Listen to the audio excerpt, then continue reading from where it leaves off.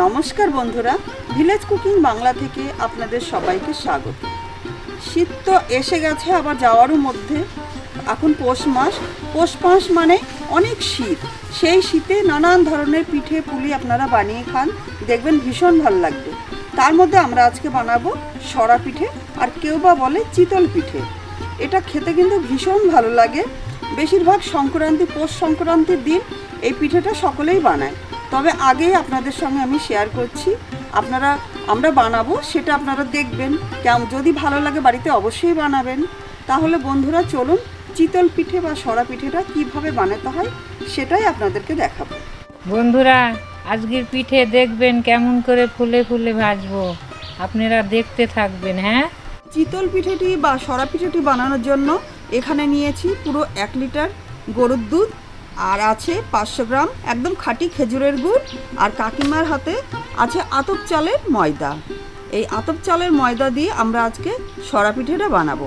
আর দেখুন উনুনের পর বসানো আছে, এটাকে মাটির ছাঁচ বলে বা পিঠে সরা বলে। এতেই পিঠেটা বানাতে হয়। তাহলে বন্ধুরা দেখুন, আপনাদের নিশ্চয়ই ভালো লাগবে। আমি উনুনটা ধরিয়ে একটা কড়াই চাপিয়ে দিচ্ছি। আর কাকিমা, এই তো আপনি ময়দা চেলে ফেলেন। চলছে। হ্যাঁ, চালের গুঁড়োর মধ্যে অনেক নোংরা থাকে।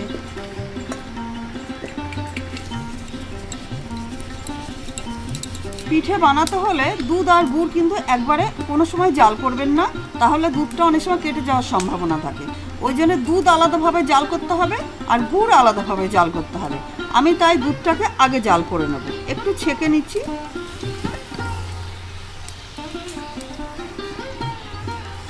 দেখুন 4-5টা তেজপাতা আমি দুধের মধ্যে দিয়ে দিলাম। এতে কিন্তু এলাচ দেওয়ার কোনোই দরকার নেই। এবার আমি এইভাবে নাড়তে নাড়তে টকবক করে দুধটাকে ফুটিয়ে নেব।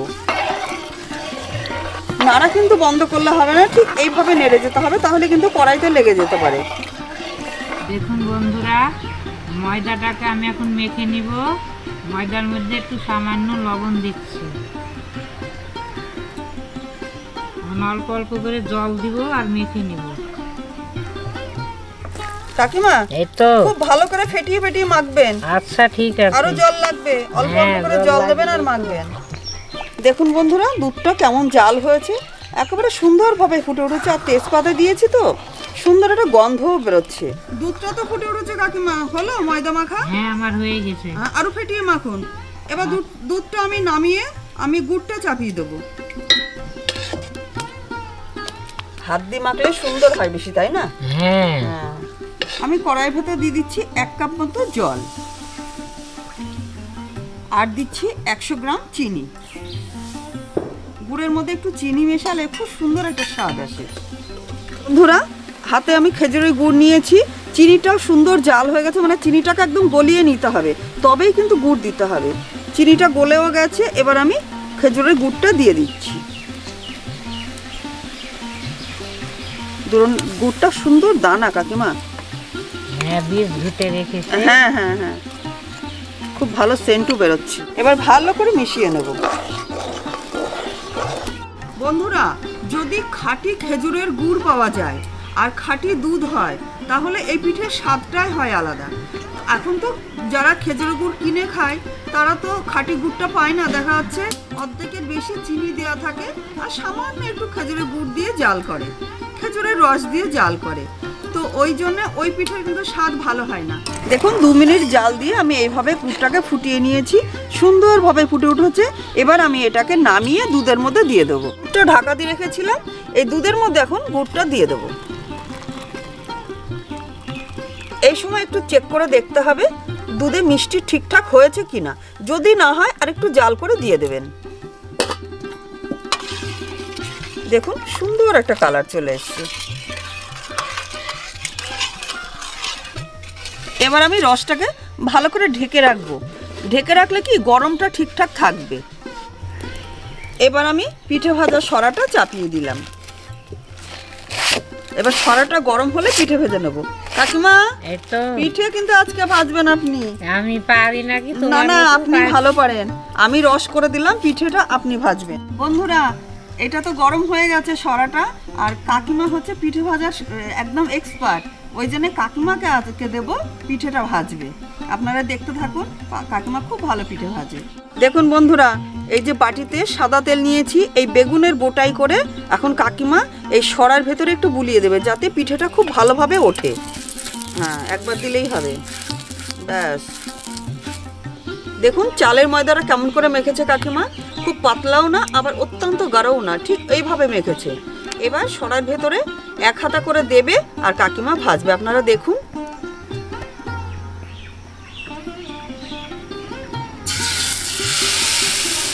এক হাতা দিলেই হবে না কাকিমা? হ্যাঁ, এবার সরাটা এটার উপরে চাপিয়ে দেবে। হ্যাঁ হ্যাঁ, এবার একটু জল দিয়ে দেবেন তো নাকি সাইডে? হ্যাঁ, ভালো করে ঘুরিয়ে দিন, হাওয়া ঢুকলে তো হবে না। হ্যাঁ হ্যাঁ, ব্যাস ব্যাস, এবার সেট হয়েছে ভালো, এই তো। হ্যাঁ, এইভাবে একটু জল দিয়ে দিলে খুব সুন্দরভাবে ফোলে। এবার 2 থেকে 3 মিনিট আমাদেরকে অপেক্ষা করতে হবে পিঠেটা হওয়া অবধি। কাকিমা, আমাদের পৌষ সংক্রান্তি দিন দিদিমা ঠাকুমারা কি করতো, ওই ঢেকিতে চাল কুটে আনতো না? আগের যুগে তাই। হ্যাঁ, ঢেকিতে চাল কুটে এনে সেই চালের গুঁড়োটাকে চেলে ভালো করে এইভাবে মেখে তারপরে পিঠে ভাজতো। আর তার আগে কি করতো, আর সারা উঠোন নেপে পুছে আলপনা দিয়ে তারপরে সুন্দরভাবে ফুল দিয়ে সাজায়, তারপরে আলপনার উপরে ফুল দিয়ে সাজায়, তারপরে তার উপরে সিঁদুরের টিপ দেয়, আবার উঠোনের মধ্যেখানে একটা ধানের গোলার মতো বেশ আলপনা দেয়, তার মধ্যে সর্ষে মানে যা কিছু হয়, সর্ষে ধান গম অল্প অল্প করে দেয়, দিয়ে সিঁদুরের টিপ দেয়, দিয়ে সন্ধ্যাবেলা ওইটা পুজো হয়। পুজো করে উলু দেয়, শঙ্করধ্বনি দেয়, দিয়ে পুজো টুজো করে তারপরে পিঠে ভাজতে বসে। ওই তারপরে ওই পিঠেটা খাওয়া হয়। আবার সকালে ঠান্ডা হলেও ভীষণ ভালো লাগে ওই পিঠেটা খেতে। কাকিমা মনে হচ্ছে হয়ে গেছে, তোলেন তো দেখি। হ্যাঁ হ্যাঁ, ফুলেছে বেশ, এবার খন্তি দিয়ে তুলে ফেলেন। হ্যাঁ,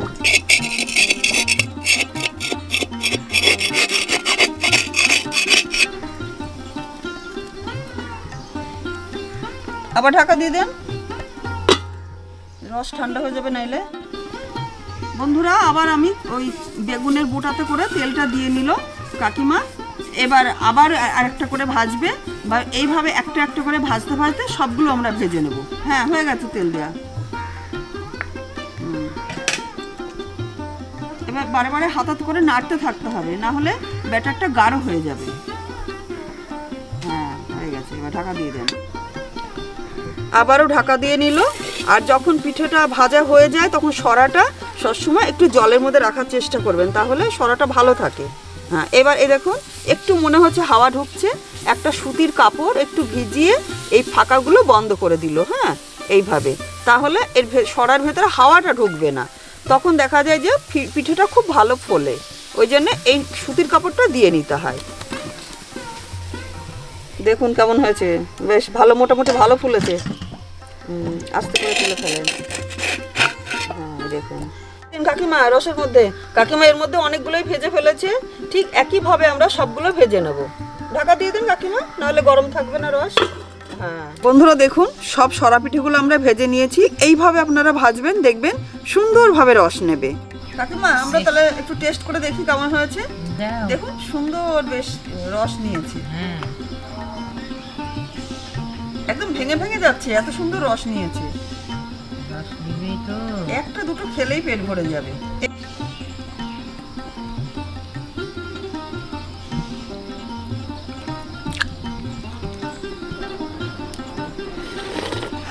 কাকিমা এবার টেস্ট করে দেখুন, আমি গোটাই খাচ্ছি, দেখুন খানিকটা ভেঙেও গেছে, এত সুন্দর রস নিয়েছে। দারুণ সুন্দর।